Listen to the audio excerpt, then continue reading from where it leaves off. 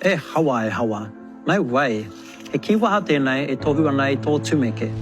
E tū ana a tā Kutahona Black, ki te manawa o te tūwā oma o te reo Māori.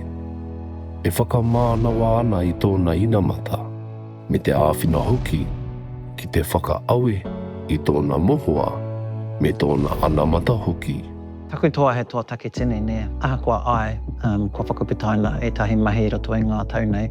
He wāhi māma pakupaku nai ho tērā ki au ko tike I tahi atu te para I te huarahi.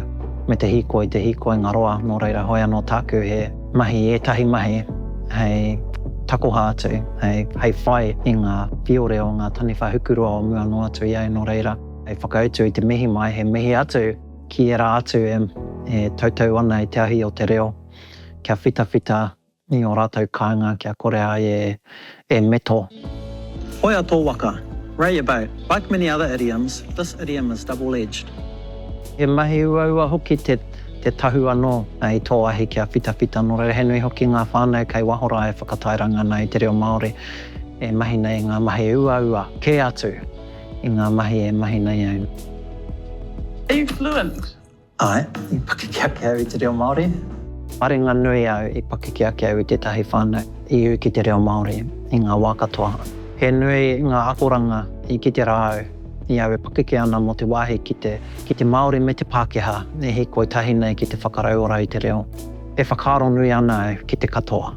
Mina to I ngā mahi whakarauora I te reo Māori no reira me mehe ka tika taku whakapakikehi ai roto I te rā ao.